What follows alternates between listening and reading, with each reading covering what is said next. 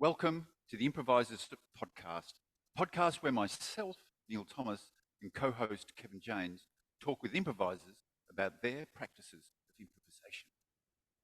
Who are we talking with today, Kevin? Special guests. Today we've got Emily Bowman and Joey Lehrer, who perform together as a duo, Two for Now. We recorded this interview when they were on a weekend residency in Orbost, which is northeast Victoria on the coast. Great. And the interview went a little bit longer than we anticipated, so we've broken this into two parts. Today is part one.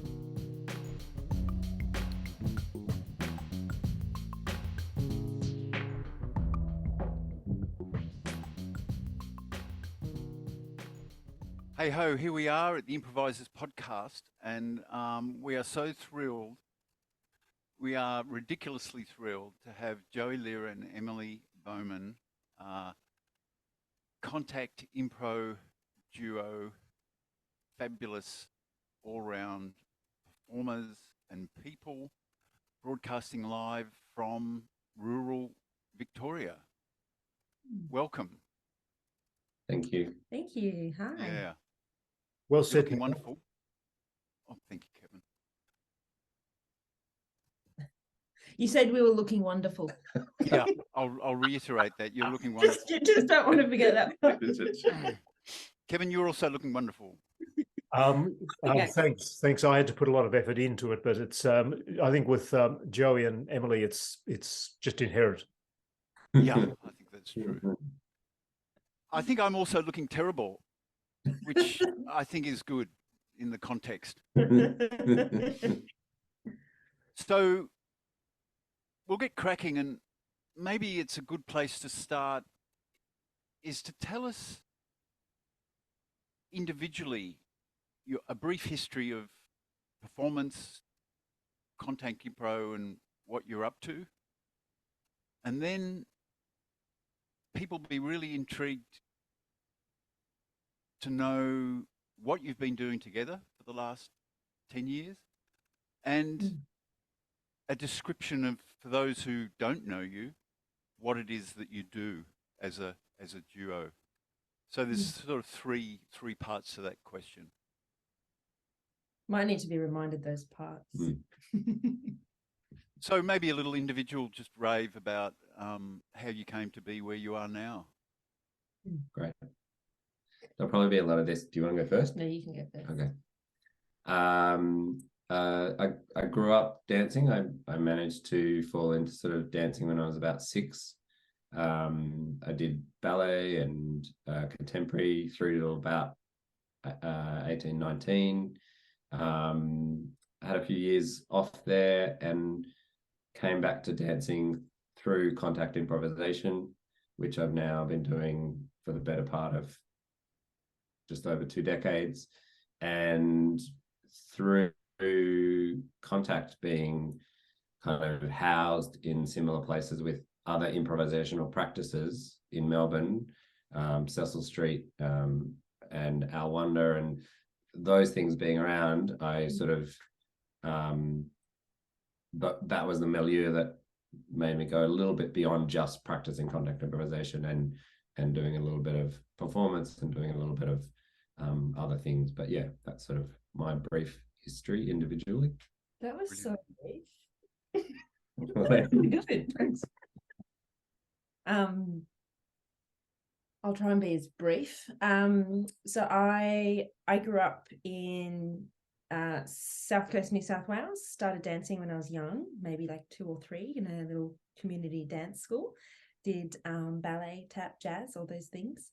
And then came to contemporary in my early teens and danced throughout school and high school, and pursued that really quite like seriously, as serious as you can. And then I had a year off school after I finished and kind of was thinking about where I was going to audition to go to tertiary dance school. And so I went over to WAPA and I trained over at the Western Australian Academy of Performing Arts in Perth. And that was a huge move, going across the other side of Australia. And then I Yeah, I discovered improvisation in my first year, and I immediately, like, I was always very interested in choreographic practice and not so interested in ballet. That was quite a struggle for me, actually. I was really interested and keen on like making my own work and bringing people together and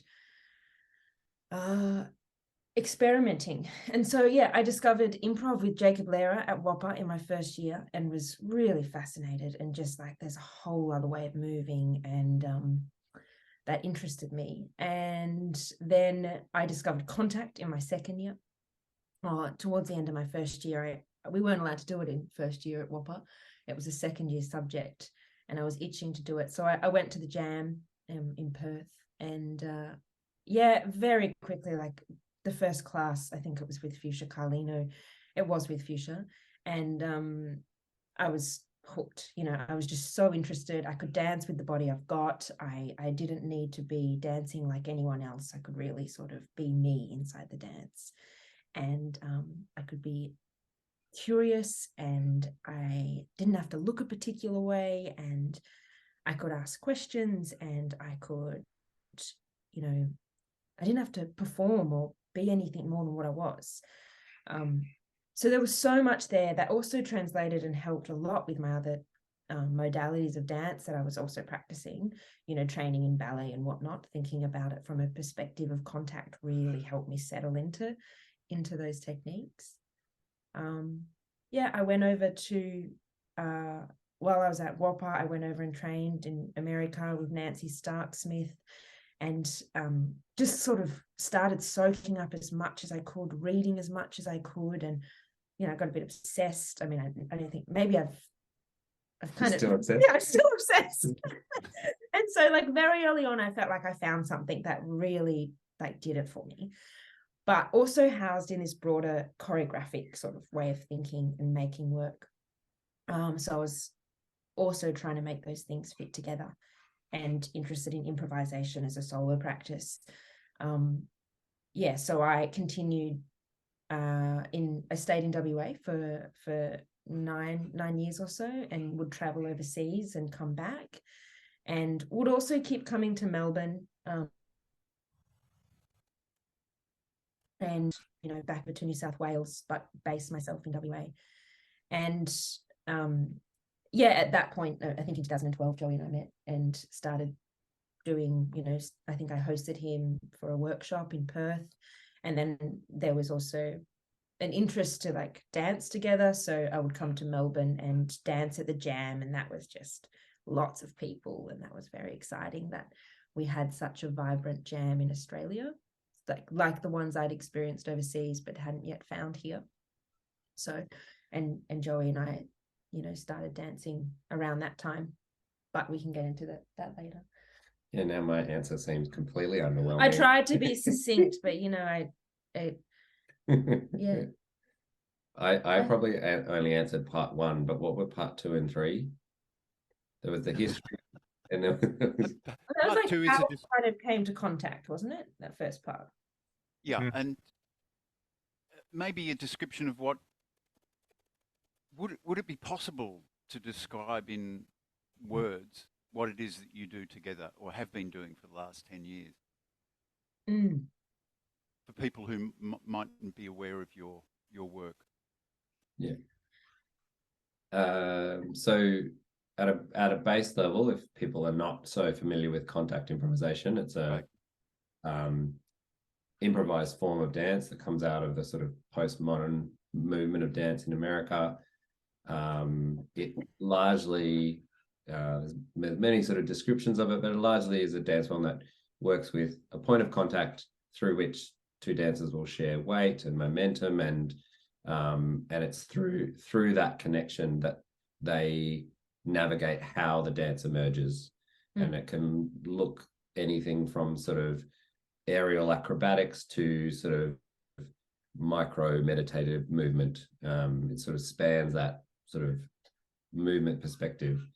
From it, and maybe one thing I'll say in there, a common practice for people practicing contact improvisation is a setting called a jam, and it's a community practice where we come together, like musicians come to play and improvise. We come together Generally, it's a once a week thing, and people jam. So that's the context in which most people practice. Ever from its early days, there were often showings of the form, and whether they were performances or just showings, like doing it in front of other people. And then there was a group called State of Flux in Melbourne who, as well as largely kind of cultivating the Melbourne Jam, they researched the form, they researched it in performance, and so there was a context for contact improvisation in performance and how that was, and then out of from two members of State of Flux, David Corbett and Jacob Lehrer, also very much kind of pioneered duo performing of contact improvisation, or improvisation based in contact improvisation. And then, so there's a little lineage of things in Australia to do with performing of contact improvisation. And so, yeah, Emily and I also have that spectrum of we teach the form, we do the form, we research the form, and we perform the form. And I guess as time has gone on, we have these conversations now, whether our performance is exactly performing contact improvisation, or if it's performing improvisation with this real loaded sensibilities around contact, that to do with our sensibilities for weight and our sensibilities for timing that comes with that. And so I think in the most recent times, last year we had our first sort of full length work. We got to do a full length piece. And so we're really sitting in those questions of defining what is or not defining what it is we do in performance. Yeah, really trying to get inside, what is this thing? Like, if people come, like you asked, I think on the first podcast, if people come and watch us, what are they likely to see? What are they likely to get? And I think if I try and have a go at that, maybe is like, without just demonstrating it, because they might just be listening. But, Joey and I will often come together, and often when we talk about performing in improvisation, often we talk about the score, how open or closed the sort of framework or prompt will be. And we have worked in the past and continue to work in a very broad, open frame. So in our last performance, we said we would do an acknowledgement of country and we would begin. And I mean, that's also very much informed by when you dance with someone regularly, you start to get to know their patterns and, the familiarity of dancing with the same person, and that deepened sort of embodied knowledge of dancing with the same person over time. So I think often you'll see really quiet moments with us where we are sharing we're in touch or physically touching, and it can be really gentle and subtle and a micro sort of movement, and slowly over time it will take its time for an image or something to emerge, and sometimes you will get these moments where we are working really rigorously and really physically with each other and testing the bounds of what's possible and taking risks and launching and hauling and jumping and leaping and flying at each other. Sometimes it'll be failure and failure and failure, this kind of continuous or repetition or moments of repetition where you let's try it again. Let's try that again. That didn't work. And so I think I do anyway, get quite interested in what like, is this possible? Like, can I do this? Can we go here? What about now? And so you kind of will get these really quiet, subtle, gentle moments. Also, these kind of images will appear in the space, I think. Two people lying on each other, and then that image may slowly roll, and all of a sudden it looks like we're sort of become the ocean. or then we're in this kind of brother-sisterly match that some people may sort of see, or, you know, it's kind of, or couple, or, yeah, so it's kind of quite, those images can change change and evolve, and you think it's something and then it becomes something else, and that from the inside, that's also, you know, the part that's interesting, because it's constantly becoming something. And that's, you know, you mentioned about it constantly becoming, that sort of sitting on that edge of emergence, of emergent material.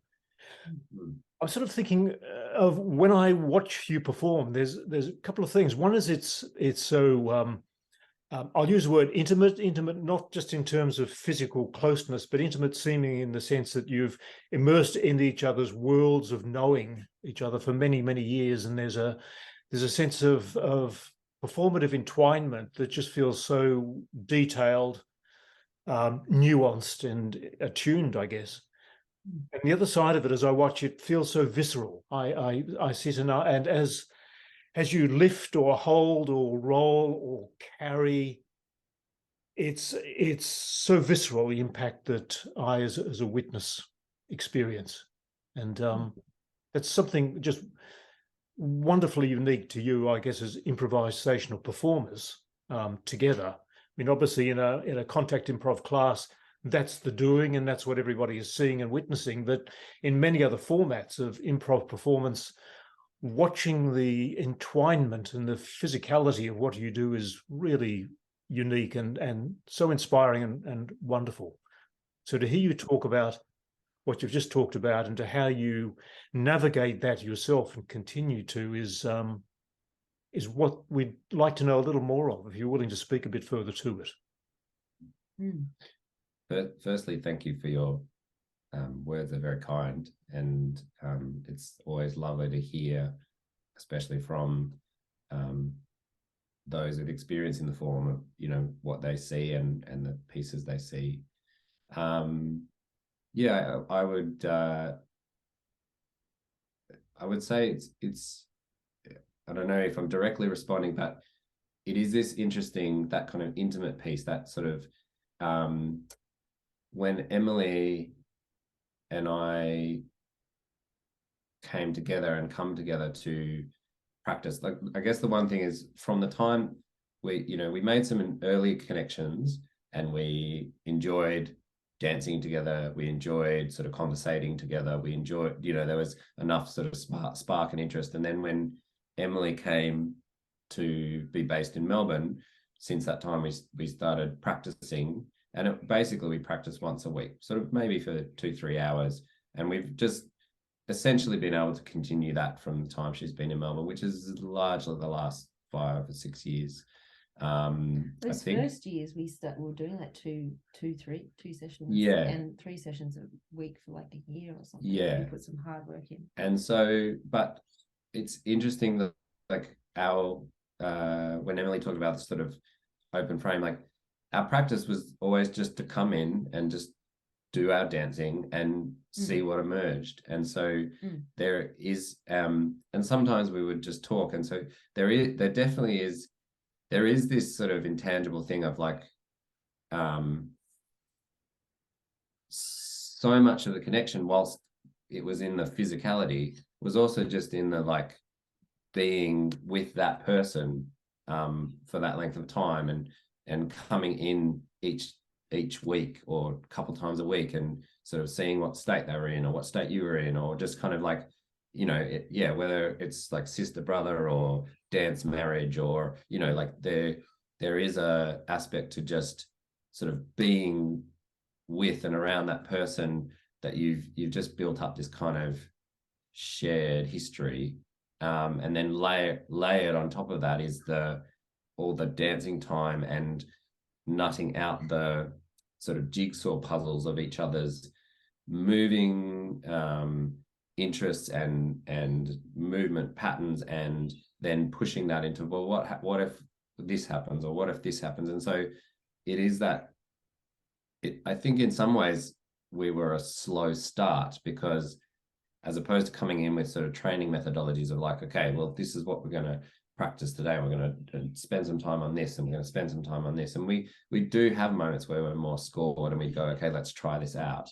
But that's kind of come in at certain points along the way to scaffold us to the next thing. But largely the overall journey it's just been about going on a long walk together and seeing what we see, seeing what we notice, seeing what we, and from that place going, oh, there's this, and that's really strong, and there's this, and that's really strong, and there's this, and so it's kind of, yeah, there on one level we work with this open frame, and yet the frame is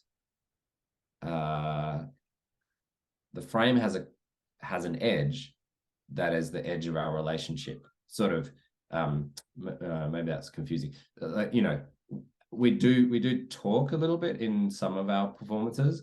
We don't sing. We don't. So there are. It's not so open that there is just kind of any possible kind of influence just flying in, because we don't sing because singing hasn't been, like, it might be there one day, but like it's not.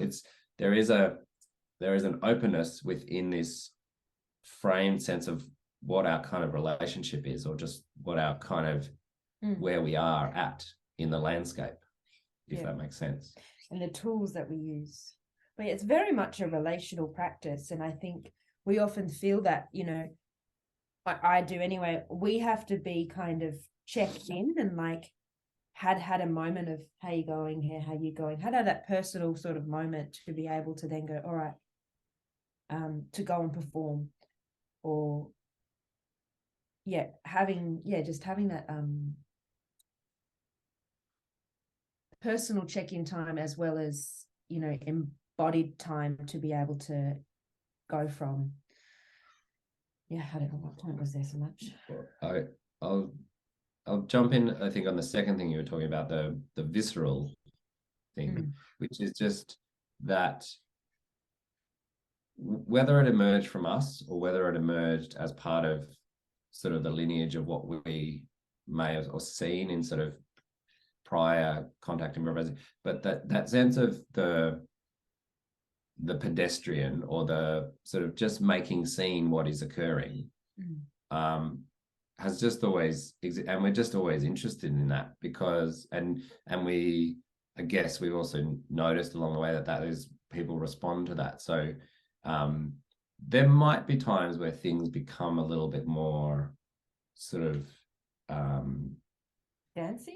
dancey, or like effortlessness, or sort of those moments, but also through our practice we have enough skill to work with the weight of each other's body safely, but yet it's always even without the context of performance, like there is a real sort of cheekiness in our relationship. There is a real irreverence and a whatever. And so, we might be dancing and someone might choose to just really sit on the other person and have them deal with that. But it's always in a kind of, it's that sisterly, brotherly, like, can you handle this? Can you handle this? But it's actually about the weight as well. But it's not so much about I'm sitting on you or I'm lying across your face. It's like, I've gotten to that point. I didn't make that happen. I mean, there's a part of me that probably made, like, I went a little bit further just to make that happen. However, I'm doing it because the weight's interesting, and that's where my weight is right now. And because, sort of slightly turning up the volume to make it legible, or to sort of hang out there a little bit longer potentially. But the thing that's interesting, like, I think if we try and work from that place, like any improviser trying to be funny or trying to make those images occur, I think we're getting to the place where it's like really letting those images or those moments emerge, because we're attending to the weight and the exchange between Joey and I, and the physics of all of that, as opposed to kind of attending to the composition first. But and I was also describing a little bit sort of what happens behind closed doors, because Yeah, I think yeah, it's that's interesting. like it's taken us a bit of time to, like, you know, behind closed doors when we're practicing together.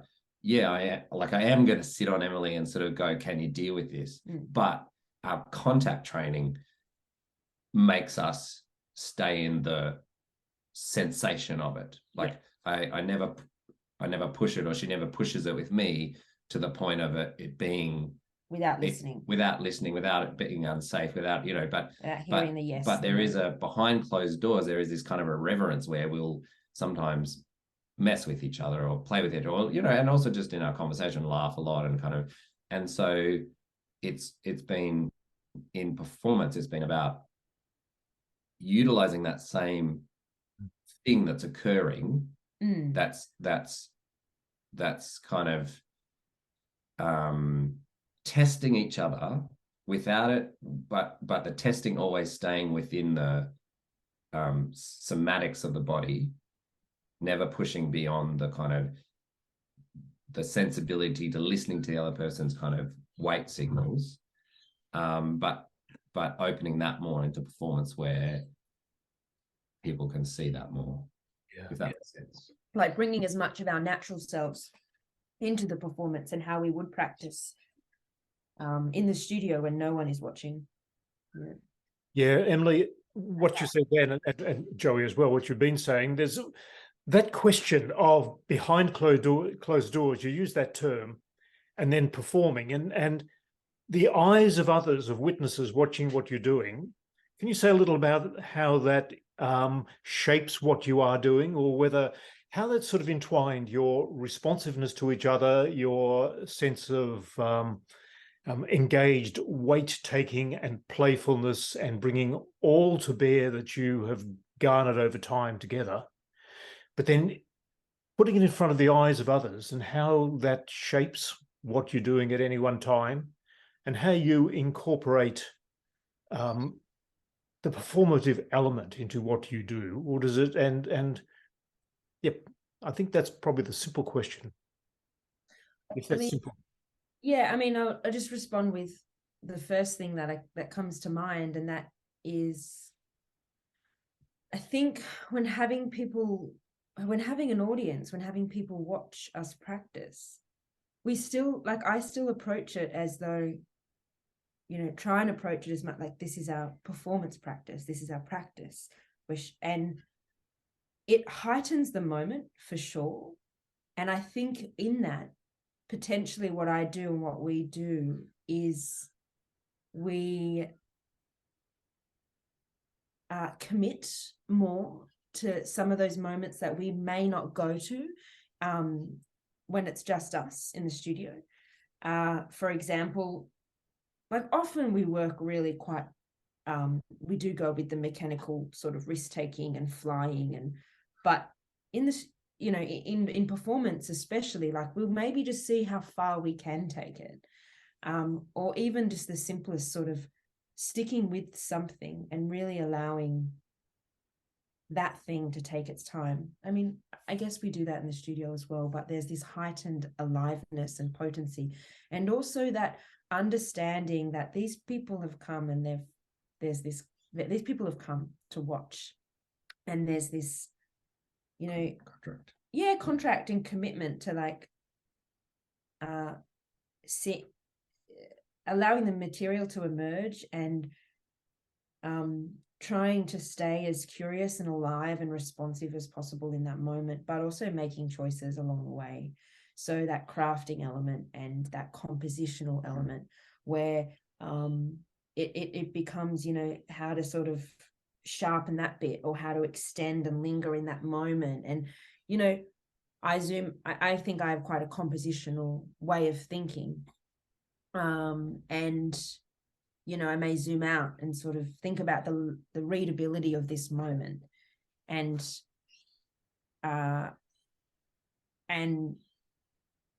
you know, maybe adjust a hand placement, or shift to face the front. You know, how is this being read now? But also, like, constantly it's being read, but I'm listening to the sensation and the is this okay? Is this not okay? or can I hear that if I hear a no, or if I hear a yes, and all of the consent sort of based listening that we have in our bodies and our sort of rapport with each other. And there's something really kind of also very scary about doing that in front of an audience and actually going, fuck, is he okay? Like, but teetering on that precipice, on that edge of, but I also trust that we've got enough practice and experience and ways of communicating outs.